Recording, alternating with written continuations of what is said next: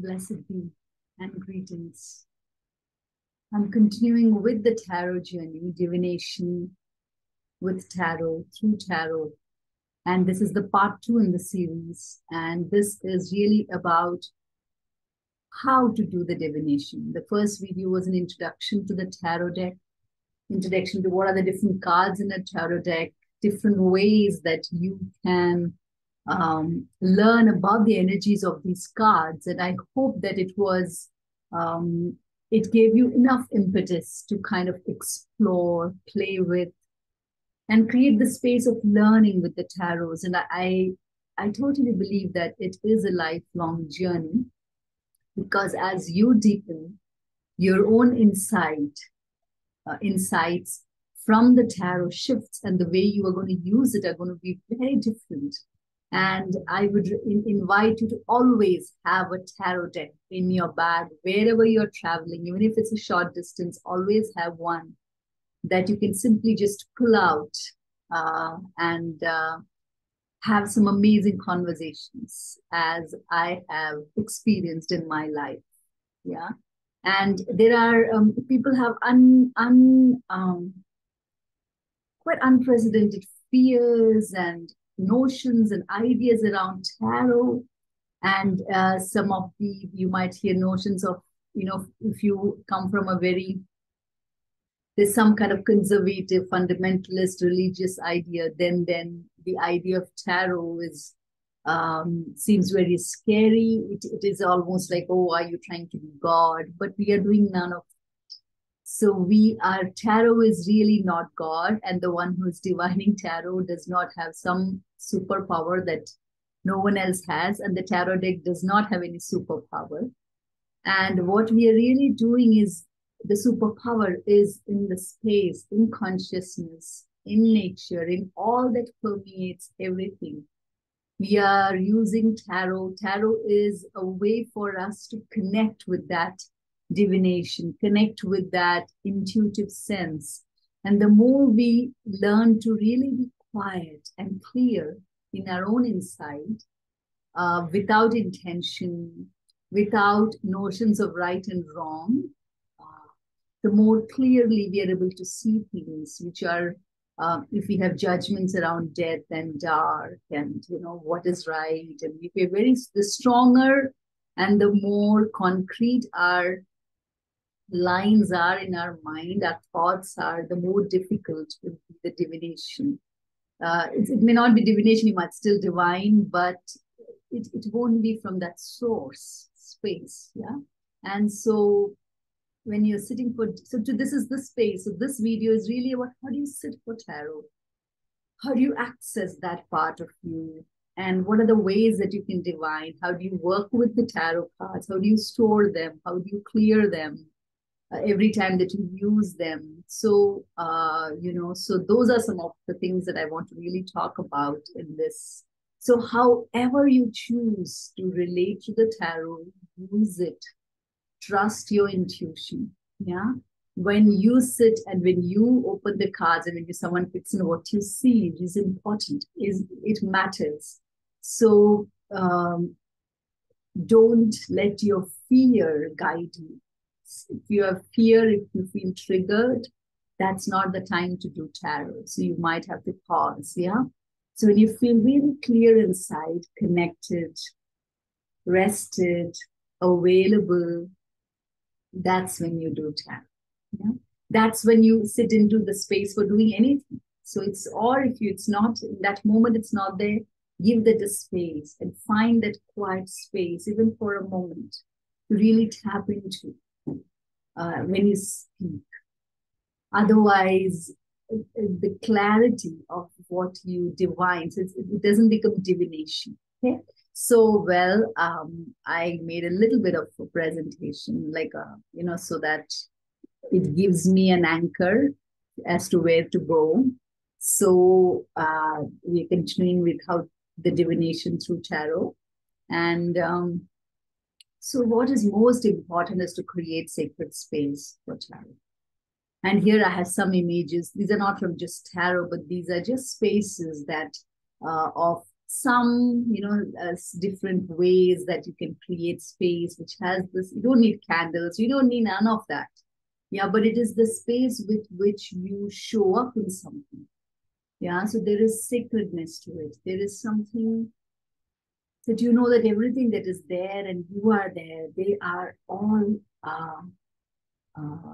filled and touched with consciousness, and you can see the aliveness of things. Yeah, so that space is very important.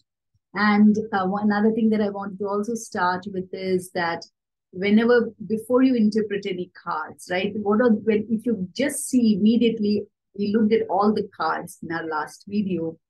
Whatever reading you do, the minute you get a major arcana for any reading in any place in the spread, you know that that is something that is very significant. It is karmic.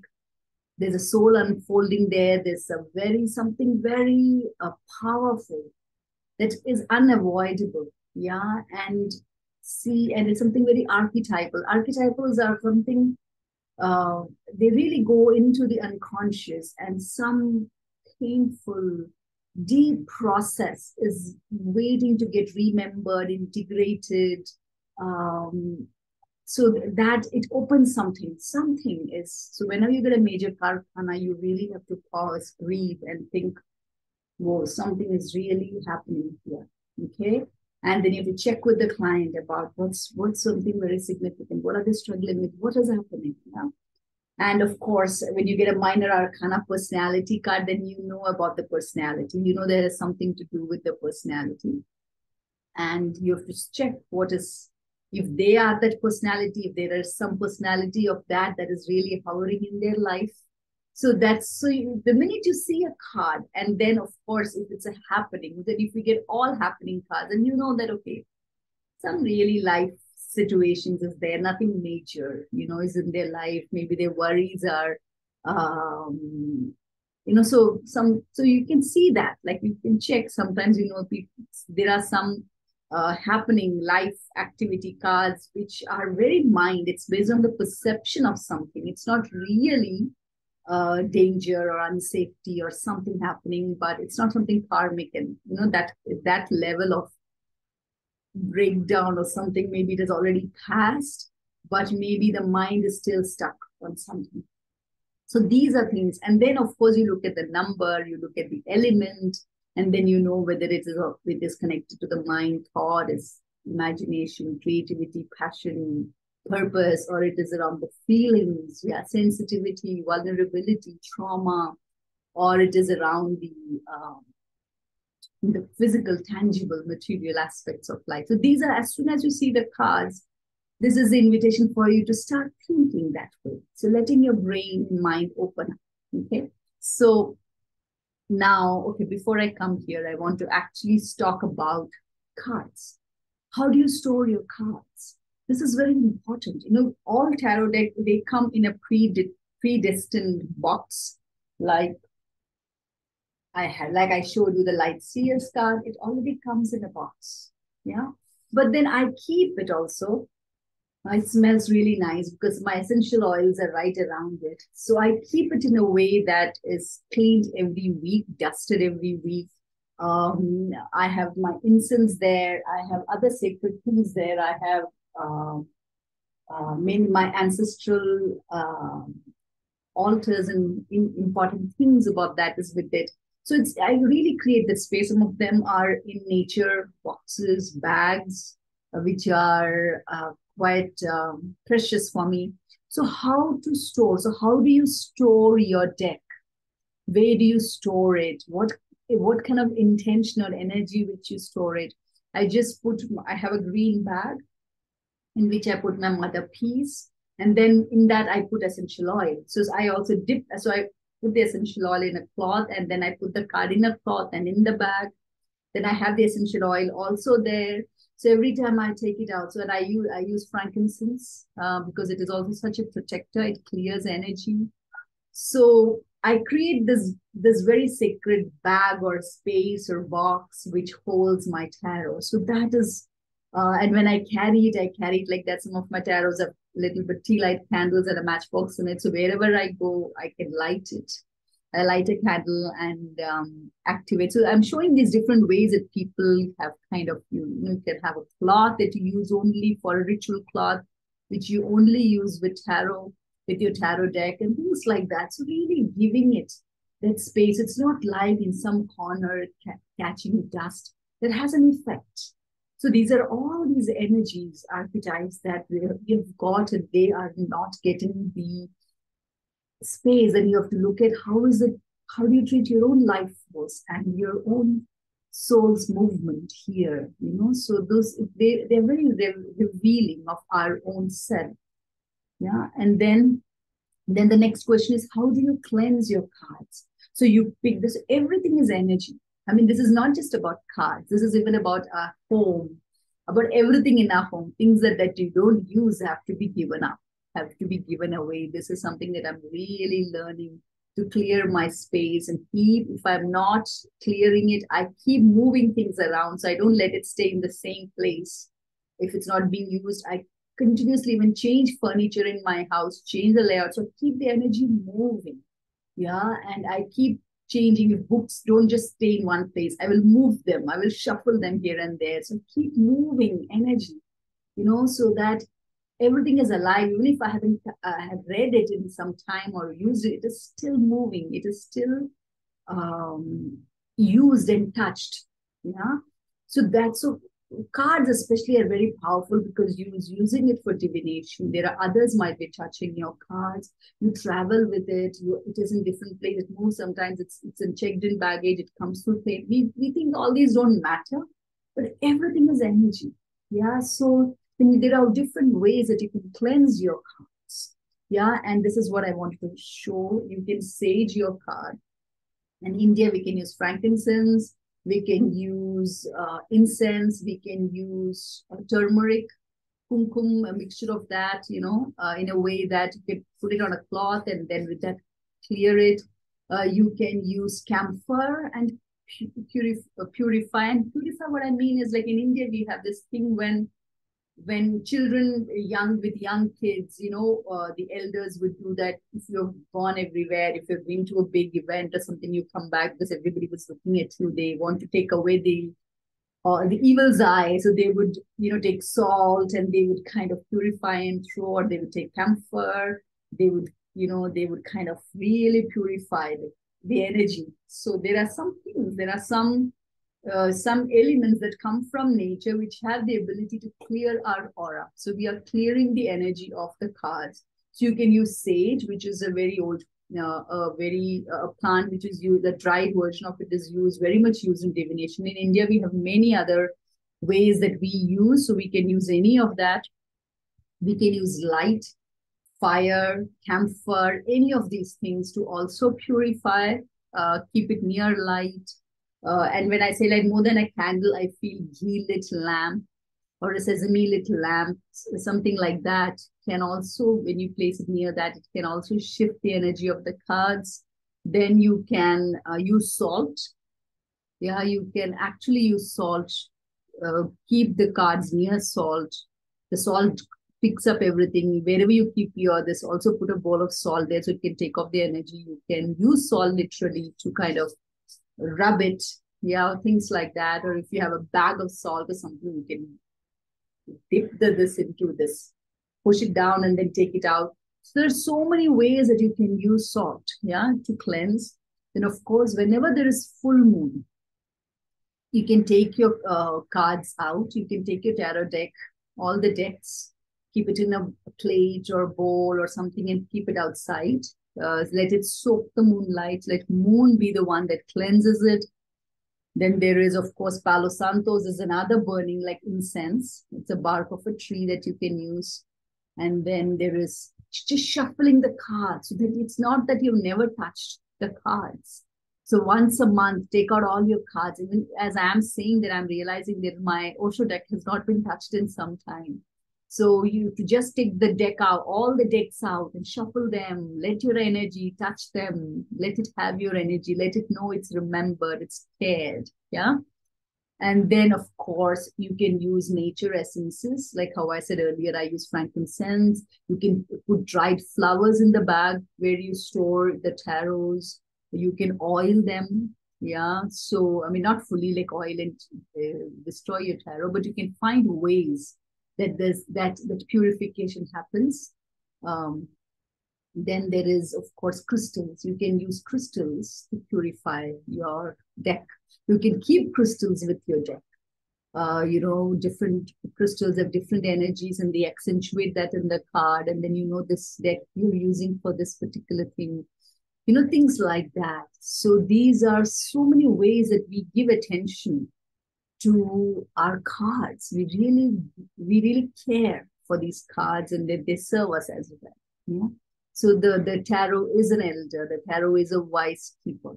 Okay, wisdom person, wisdom elder is how I see the tarot. And then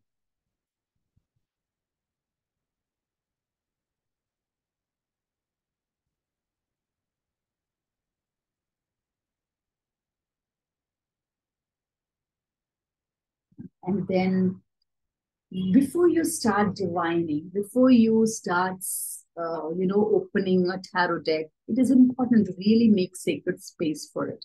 It's not like you're just chewing, eating food, or you haven't really showered, you just wake up and draw. I mean, you can do that, but that changes the energy of the cards. The card starts losing power. So when you really take care of your cards and with intention, then you would only wonder why would you pull a card like that? So don't make your tarot casual. Yeah. So the more sacredness, more sacred space you create for your tarot and how you pick it, how you show up with it, the more power your tarot gains. Yeah. So how do you make sacred space? One is really creating the space for divination. And for me, there are various ways. Sometimes just one gesture could be all of these, but I feel like honoring the ancestors, honoring the land, honoring the directions, honoring the elements, any of these or all of these, yeah, can be very powerful. So I create the space where literally either I light a lamp or I burn a sage or Palo Santos or camphor or have frankincense burning. In some ways, these are or have some representation of the four directions on my altar cloth or in in the space that I do. So these are really important. Like right now, the image that we have as a background is a ritual altar that we created for an event, which is all the four directions and elements placed in all the four directions. Yeah. So creating space for divination. And even as you begin to really remember ancestors, remember the land from where you're doing, so seeking guidance. So you're very clear that it's not you who are divining, something else can come through you, which is what runs the show. So the director of this universe can emerge and you can maybe tap into it. That you're able to tap into it in that way, in those kinds of divination, where you really tap into something like that, you are cleared at the end of it, and the client also feels cleared and light. So we both receive. Yeah?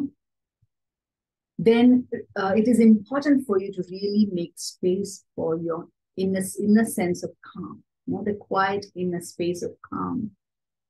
And then also really connecting with the tarot. And once I find if I'm meditating or if I do any practice in this space, I take time to really sit with the tarot, like hold it close to my heart and, remembering the tarot and sometimes even bowing down my head so my head can really surrender. Is the tarot deck, show some form of love, whisper of prayer, and so some sense of really that sense of the deck, some gratitude, express gratitude of some precious moments and invite that preciousness back in the space. Yeah, and may if there's anything that's missing, may that come to you at that time. Yeah, that this I've missed, or something it shows you right even before you spread the card, you can already know something for the one that you're going to spread the card for. So you can already tap into something that is there. Then, of course, this is what I just said, let the magician in your heart and the magician of the tarot meet in energy space. So this is something that I really take my tarot bring it to my heart, and, have them connect. Really, the energy of the tarot and the energy of my heart exchanging some love, some connection, so establishing connection that way. And then I shuffle the deck. And everyone has their own ways of shuffling. You can shuffle as long as you want. You can shuffle whatever ways. People cut the deck, then they again put it back. They shuffle, so any ways that you shuffle the card to have it ready, do it. Just trust in that moment. And for me, I feel every time it's different. So I just be in the moment and feel like, what do I need to do now?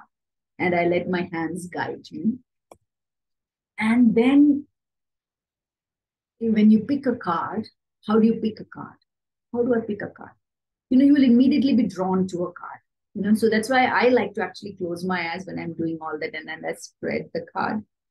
I open my eyes and immediately I'm drawn to a card, and they all look the same, but still I'm drawn to a card. And sometimes one or more cards jump out. I pick them if it feels like that, or so whatever I pick, that's it. There's no two ways about it, and if I go for one and then I'm wanting that, I will put that in mind that but this is where my attention went, and then something else. So I will take that card. I may or may not use it, but the first one that I go to immediately that my attention falls, I just pick it. Okay. So, and I mean, everyone can have a different method, but that's my way. Okay? And it's all okay as long as you are in alignment with it. Yeah. So that's we have. And how do we read the cards? So this is how do I read the cards, right? This is my. So one is very important when reading cards is that your knowing sense, your intuition, your felt sense is always the guide, not just in picking the card, but also in how you divine. Okay, so this knowing, so being in the body and not just here is very important. So if you, one way is that you can really ground yourself is become aware of the sit bones on the chair, really come into the body, descend on earth. You can place your feet on the ground, really anchor your pelvic down, belly button down into the earth. Feel the earth underneath. And then let this part expand. Yeah, this part expand. There's all the space, infinite space around up. So just situate yourself like that. And for me, whenever I pull the card, if it is two spread, three spread, or if someone else is spreading, I always invite them to put the card face down. In the sense, you don't see the card, right? So I invite people to put the card face down because you picked it, you just place it, okay? And you place it and then take a moment. The picking is over. So these are, for me, these are steps. Some energy has helped me pick and place the cards. I place them and I take a moment with that to really acknowledge that. And then even as this opening of the cards, I don't like to open all the cards because what happens is, even for a client, when all is out, their mind, the mind now suddenly wants to make meaning. And if there are some major arcana cards like that, forget it. Nobody's listening anymore. Yeah. So I like to do that one step at a time. One card face up. See how it lands in the body, what's happening, what's going on. And then slowly going to each. Yeah, slow step by step. First the one, then the two, then the three. If it's more than, if it's a two spread or a three spread, four, there are 8 spreads, 12 spreads. I like to go that step by step. And then slowly when we reach the end, we look at the big picture. Yeah. And one thing very important for me is the minute the card is shown, I invite to sit with what is shown. What is there? What do I see? What does the client see? So the images, the word, whatever the arcana is, to see that, the number. And immediately when we look at something, already there's so much, suddenly there is happening. And we let that settle. And then we look at the second time, and then the third time. So you allow at least 3 or 4 breaths to sit with the card, for yourself and the client, and letting it all land in the body.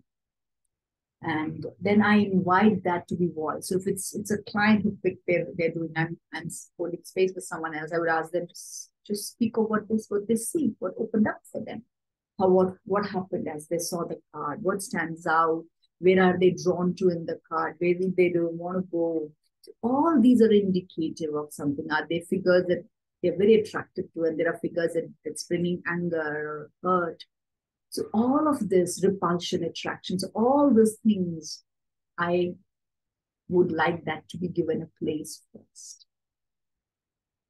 And then once that is spoken, and if it's I'm doing it for myself, even then I just go before I even want to know what the card is or even the numbers, I see how it lands for me before my mind can start talking, my intelligence.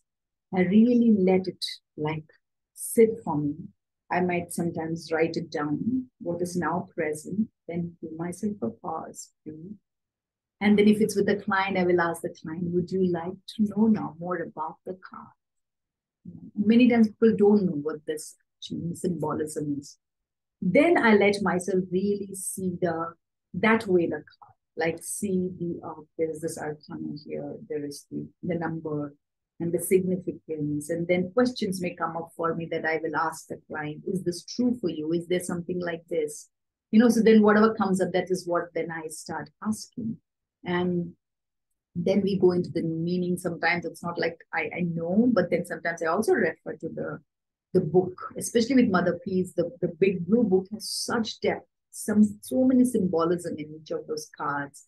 So sometimes I remember I look at that and then I ask about it. And another thing, so this is about the card. Sometimes you may just read it and you let the client see how it lands for the client. Does it resonate with something? And the client can ask you questions. And so you're having like a conversation. And another thing that I really start paying attention is as we are doing this, what's happening in the environment. A doorbell rings, a dog barks, crows start cawing, or suddenly it starts raining, or there's thunder, or the light shifts in the room because the sun has just got covered by a cloud, or I hear baby sounds. So what's happening in the environment? We really look at those also when you're divining, and then I bring that in and I kind of ask about that. Okay, so these are also really powerful.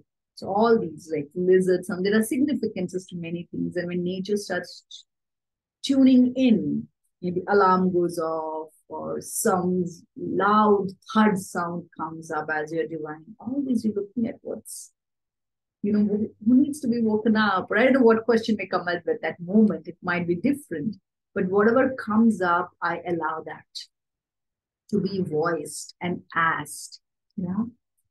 And then when all the cards are open and everything is said, then I really invite the client to harvest and integrate what it is. And I support the client. The client can ask me questions and we reframe it and we can work together. Really seeing what is it? What is it? And this is where some part of my being a therapist or a helper with constellation or with compassion to inquiry, expressive arts also kind of seeps in to really help the client harvest the spread, harvest the reading and integrate it. Okay, so this is the most important part. It's not the reading; it's actually supporting the client to integrate it is the most important. We can't open things and then just let people go in a shocked state. We have to give them opportunity to express it. Yeah, so it is a very powerful, many times I feel life-altering experience when you really creating that space for tarot. Okay? And now there are various ways to divine. Yeah, one is you can just divine without a question. You don't need to have a question. Mm-hmm. And sometimes when you're just playing with friends or you meet, you're sitting in your deck and you say, hey, you want to draw a card. And what I usually, if I'm doing it for myself, sometimes I just don't have a question, but I want to communicate with my card and say, show me, so then I create the same space, quiet space. I really have open mind and heart. And then I bow down, I surrender. And when I pick a card and then I just look at it. I just, even before I would say to the universe, guide me, show me, show me something, and it will always show me something that is relevant to me now. And then, it might show me. And then I feel like, oh, so many times, not many times, actually, all the time. It's like, I have a sense of relief that, I recognize this. It's okay.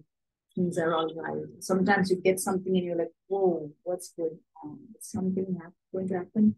But I never, it's in that moment. Yeah? So I'm not like, it doesn't get me paranoid and things like that, because I know that whatever is coming, or the tarot, I have the support, I have the guidance. Yeah. So that's also there. So this divination without a question. Then there is also very simple divination, like when you need yes or no answers. Sometimes, there's a part of you that's so restless to travel, but then your body is like, you don't want to travel, and things like that. So then I create a very simple question. Yeah? Do I need dash, or is this the time for dash, or do I dash this now? Like, let it go now. Do I give it up? Can I start this now? Whatever that this is, also I mentioned. And then what I do is I just pick a card and look at it. Or I would pick 3 cards and then see, or 5 cards or 7 cards. Usually 3 or 5 is enough. After that, if I continue doing that, I realize that I'm not ready to. I know that means I'm getting the same thing and I'm trying to make the tarot say what I want to say. So usually for me, I pick 1 card or 3 cards, and that's it. So I decide that beforehand, and I say I'll pick 3 cards. And if 2 of them say yes, then I'll take it as a yes. If 2 says no, then I'll take it as a no. Actually, the best yes is when all 3 are yes cards. So what is a yes card? For that, it's better to know what's a no card. So there are many cards which you get. They are not really bad cards, but that means there is effort, there is some trauma work, there is some integration, there is some restoring, they would need to regulate. So there's a little bit more things that can come up in this. And some to know that consciously and still choose it is fine. But if you are not that in that space, and that's not what you're looking for, then you have to listen to the no. Yeah. So Death card, Hanged One card, Temperance, Tower, Chariot for me, Hierophant, Emperor. Many of these cards, when they come, I see it as a no. So these are just on the major arcana, and there are many in the personality and life activity cards. So I would invite you to see what's the no card, yeah, for you. Like if I get a star or a moon or a sun, the world, many of these cards, or even the fool. Fool can be yes or no, it depends, yeah. Or the magician card, empress card. Then I'll be like, okay, there is support, or the strength card. I feel like, okay, I see that as a yes, something is yes. If all the cards are in those energies, then I'm like, oh, okay. And since you don't know which card you picked, if there's a major arcana card, if I pick, then, and it's a positive, really positive, I'll say, okay, wait, I support. Yeah, this is good. I will go for it. Things like that, and then it's not like, oh, just because it showed nothing else could happen. But no, it gives you some strength, some confidence. Yeah. That's how you have to see it. If there is no, this is like drawing a line in space. Yeah. As you draw, it doesn't exist. So this is tarot is just like that. As you divine, it is also over. It's gone. Yeah. So something for a brief moment reveals and it disappears. So we don't hold it on. Then it doesn't stay. Okay. So, but it's because it's been revealed and spoken and seen, it has strength. It has gained some strength. Okay. So that is yes and no, simple divination. And then there are divinations with a question. And these are questions that you can't answer with a yes or no. Okay. So it could be on any aspect of your life. Like I have some examples here. What should I do about this? Yeah. How will I pass this exam? Yeah. How will I mend this relationship? Where do I find my lost dog? Where do I find my necklace that I don't know where it is? Yeah. How should I? So some of these where, how, what questions you can use. Yeah. And I would just simply draw a card and see what the tarot guides me. Yeah. And if you need a support card, you can draw additional one. So these are very simple ways to divine. Now I want to show you some more ways. So these are single card, right? Now there are 3 card spreads. There are also 2 card, yes or no. Could also be a 2 card spread. You put already written yes and no, and if you pick a card and put here, and you pick a card here and then look at it, you can look at different ways that you can ask 2 questions and place big cards for each. But yeah, but 3 card spread, synthesis. 3 is always, I feel it has more juiciness from 3, 4. 3 is really juiciness. And there's a lot of things you can do with the 3 card spread. It's one of my favorite spreads, is the 3 card spread. So it could be the past, present, and future spread. It could be body, mind, spirit. It could be a situation that you have in your life. There's a struggle and there's a solution. So you pick card for all 3 and then you look at it. You know, what is this situation? What is the card telling me about the situation that I'm not seeing, or what is my struggle? Sometimes we struggle, but there is something more deeper to it. Yeah. And where is the solution leaning? So you can see, you can look at the elements, you can see like, yin yang and integration. This could be masculine, feminine coming together. This could be self relationship. Then there is the aspect, any aspect. It could be love. Then you're looking at your own relationship with love, could be the aspect. And then you're looking at what is the shadow that I'm not able to see, or the unconscious, and where is the light? How do I bring light to it? So this 3 card spread is like so many ways you can deal with the 3 card spread. And now I want to show you a way of the 3 card spread, which is, so all these that I'm sharing are from a fully shuffled deck. But there's another way that is one of my favorite ways that I have a deck just for that. It's the Big Four spread, which I learned from Vicky Noble. And for this particular divination reading, you separate the deck into the major arcana. You separate the deck pre-separate. Yes, it's a this thing. So I have one deck of the big mother piece card, which is always kept this way. It has the 22 cards, it has the 16 personality cards, and the 40 life activity cards. It's always kept like that. And this is one of the divination I think I've used the most in my life, and everyone loves that. And every time many of my friends who meet me, they will already ask me, could we do that, please? I still have it written down and I always have clients who work with me, or who, even if it's a friend, have them many times write it down, what came up, write down the card. So you can see when we do the next time, what has changed. Okay. So how do you divine this one? So this is something is really going on in your life, and something is not shifting, it's a challenge. And you're wanting to get out of it. It's taking a lot of your mind, space, energy. And so you really want to know what's going on here. So this is where we do this card. We directly go to the major arcana. So we're not waiting for it to arrive by chance. We directly go to the major arcana and say what big force is active and alive in my life right now. And then we do the whole, shuffling of the major arcana decks, and then a card is picked. Okay.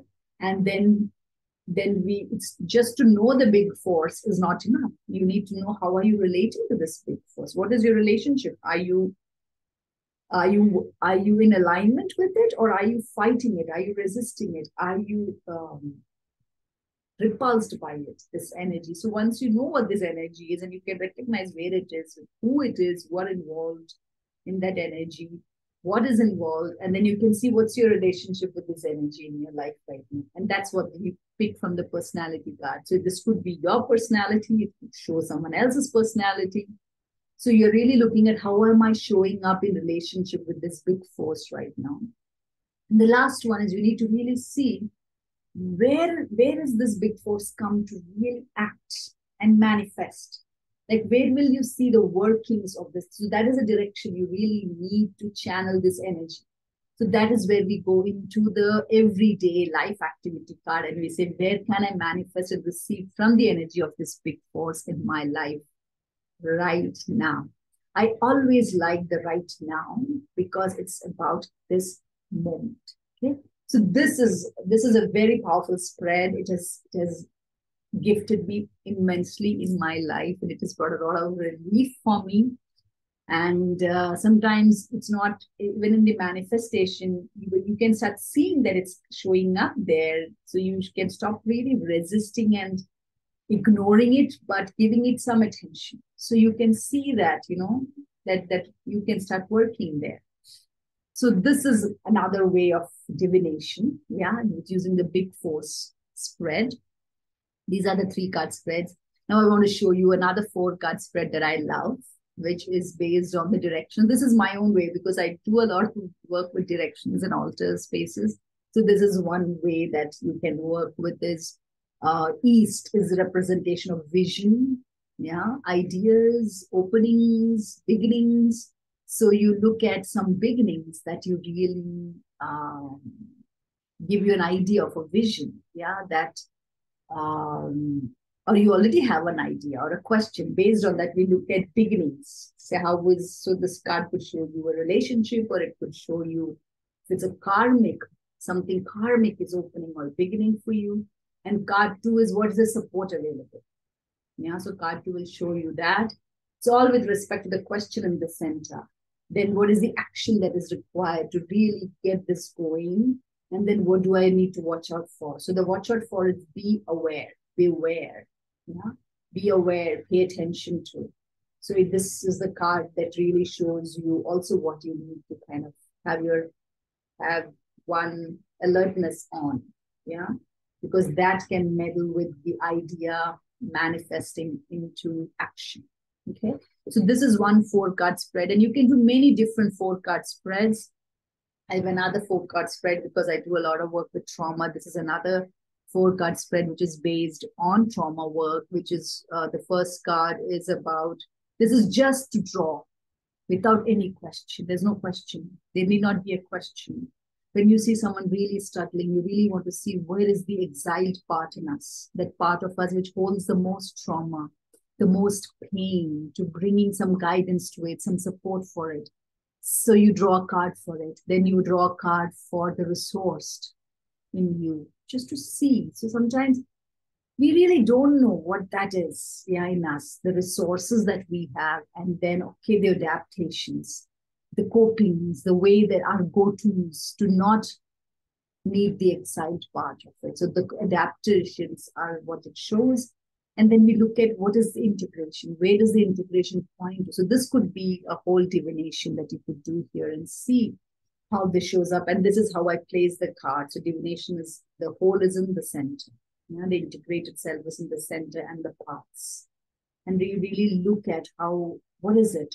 How do they all converge in this one center piece? Okay. So this is one 4-card spread. Then there is a 5-card spread, which is again the 3-card spread of the past, present, future, or body, mind, spirit. Any of those you take, and then you add 2 more factors to it, the 4 and the 5. And the 4, I see it as the higher perspective, the grandfather sky, and 5 is the ground reality, groundedness, anchoring, grandmother earth, the body-based wisdom and the intelligence. So these 4 and 5 can be like, that can also be gut knowing and entanglement, or imagination, vision, this glorified idea, detached from reality, and then the ground reality. So the 4 and 5 can bring additional perspective to 1, 2, 3. So if you do the 1, 2, 3 with someone and suddenly they are like, I want some more guidance, then you can bring in the 4 and the 5 and see how kind of support does the person have. Okay. And then of course there's a 6-card spread. This is actually based on the story technique. Yeah. The PSM, 6 PSM. It's a 6 card. I love this one as well. And this is really shows us an aspect of our own self. Yeah. So here we are trying to make sense of some part of you can do it with a question, you can do it without a question. Yeah? So we are looking at some part of our personality and the story within which this personality exists, or the wish this personality has a part of us. Yeah. So this is the first card is always you. Yeah. So in this, the first card is you. The second is a longing or a wish. And the third is a struggle or an obstacle. Fourth shows the resources. Fifth shows resolution. And sixth, that's not the fifth, the sixth card. Last is the sixth card shows the possibilities, the infinite possibilities that can result from this resolution. So this really is another way, another card spread that is quite powerful to look at. A way that you can do this. And yeah, so that's what I have. So these are different. There are 8 cards. So I feel like when we play with fewer cards, we can learn a lot. We can get more and more refined in our intuitive sense. And so there are so many spreads. There are 8 cards, 12 card spread, 21 card spread. I mean, there are various predetermined card spreads that exist if you Google, but if you don't understand, if you're not become that pro with tarot, like they speak to you, like they are like a friend that you can literally, it speaks to you in that sense. With so many cards, it just becomes too many things for you to hold. Yeah, and then you can get all confused. So work with these spreads to really familiarize yourself with the tarot, to build a relationship. Okay? And then, and then see what happens. And then I wanted to also show you this particular way of knowing your soul and karmic cards. And this I also like because everyone loves these things. So what you do is you add up your birth. Okay. So whatever is your birth year, the date, the month, and the entire year, the 4-digit year. It's like you can see there, like D, D, M, M, Y, Y, Y, Y. If it's A, B, C, D, you add A, B, C, D, and you get one final number. This final number could be a 2-digit or a single digit. So if it is single digit, then that is your soul card, right? So if you add up everything and if you get 2, okay, then 2 is your soul card. And 2, what? So we look at the major arcana. So what is 2 in major arcana? It's the High Priestess. So your soul card is High Priestess, okay? So then what's your karmic card? So when you reduce this number, if this number ends up in a double digit, and if that double digit is less than 22, okay, so you say you add up and you get 11, or you get 22, then it is 0. That's the Fool card, okay? Or if you get, say, 15, or you get 18, or you get 21, which you add up, it will become 3. So 3 is your soul card, and 21 is your karmic. So what is 21? So 21 is the world completion. So there's something about this world card, this karmic card of 21, which is really connected with your karma, with your, so if your soul is 3, and 3 is the Empress. The Empress and completion. It's so interesting. They do seem very similar because even in the, it's the doing, it's the full blossoming. Yeah. And that is the doing. Some sense of that manifestation, that reaching that threshold. Yeah. So this is what you know about your soul card and your karmic. Yeah. And then you can calculate this for every year. So take your DD, your date and month, and add it up with this year, which is the current year. So this is 2023 that I'm making this video. So I always do this at the very beginning of the year to see what is my soul and karmic card for this year. And that which your birth year is your birth fate, your destiny that brought you here, something about that. But every year you can look it up. Every year you can see what is the arcana. Like for that, what you see there, 10, 12, 1973 is 10, 12, it's 12, 10 is my birthday. So see, if you look at this, it would be the same for someone with 12, 10, as in October 12, and also for someone who is 10th December. For this year, there's some connection there, yeah? And then you look at what is the card. So like in my case, actually, I have 2 numbers this year. My birth card and my karmic and soul card are the same. But this year, I see that I have High Priestess and strength as my soul and my karma. And I was to sit with it and really look at how it shows up through this year. Okay? And just that I'm sitting here and making a tarot video this year, which I've been doing tarot for more than 10 years, and I'm only now making this video, and this is the High Priestess soul card. I mean, I don't know what to say. I don't want to make meaning out of things, but it kind of, these are synchronizations that kind of, you wonder, what is that? Yeah? So this is something I thought it would be wonderful for you guys to do it, whether you have a deck or not, you can still do it. And then, of course, I want to end with a beautiful prayer. And maybe I go directly to the prayer. So I want to end with this prayer. It's a blessing for all of us. It's a blessing for all of us on this journey of really showing up in our truth in life. So if you want, you can close your eyes, and as I read this, if you want to face any of the directions that come up here, you can do that. And so we always begin with East, and then the South, the West. So this is a native prayer. And I want to kind of really give thanks to all those who translate and put these prayers up. They are so precious and sacred. And this is, as you can see, it's an invocation for the Great Spirit. Okay, so you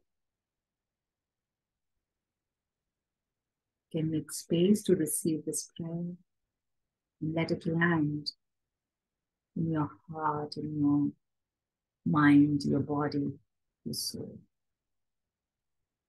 Great Spirit, who comes out of the East, come to us with the power of the East.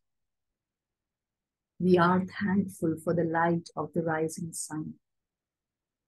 Let there be light on the path we walk. Let us remember always to be thankful that you give the gift of a new day. Spirit of creation, we turn to the sun. We are thankful for sending us warm and soothing winds from the south to comfort us and caress us when we are tired and cold. Unfold us as your gentle breezes unfold the leaves on the trees. Unfold us as your gentle breezes unfold the leaves on the trees, and as you give to all the earth your warm moving wind, give to us warmth. And we remember to be grateful so that we may grow close to you. May we remember to be grateful so that we may grow close to you.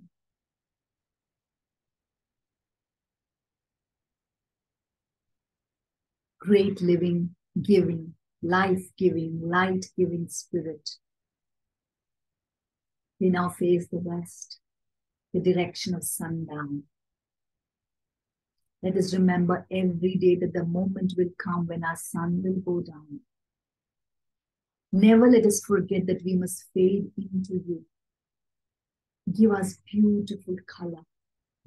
Give us a great sky for setting, so that when it is time to meet you, we come with glory.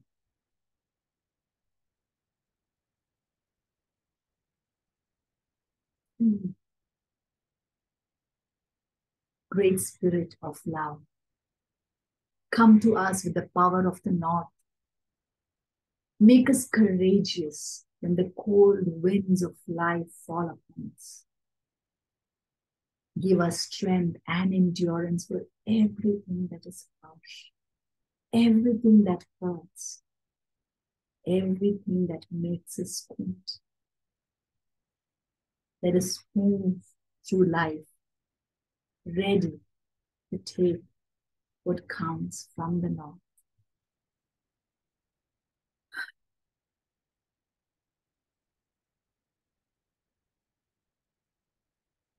O great Spirit of the sky, lift us up to you that our hearts may worship you and come to you in glory. hold in our memory that you are the creator, greater than we, eager for our good in life. Let everything that is in the world lift our minds and our hearts and our lives to you, so that we may come to you always in truth and in our heart. Give of all life, we pray to you from the earth. Give of all life, we pray to you from the earth. Help us to remember as we touch the earth that we are little and we need your compassion. Help us to be thankful for the gift of the earth and never to walk hurtfully on the world. Bless us with eyes to love what comes from Mother Earth and teach us how to use our gifts well. Teach us how to well use your gifts. How to use well your gifts. Nive. Amen. Ashe. Aho.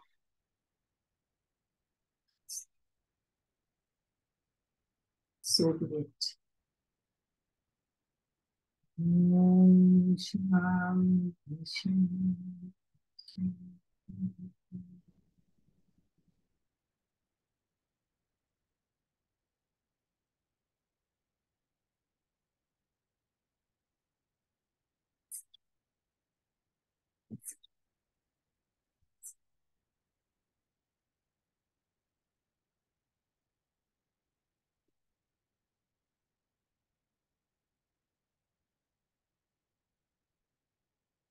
And with that, I end my journey with you. Yeah. And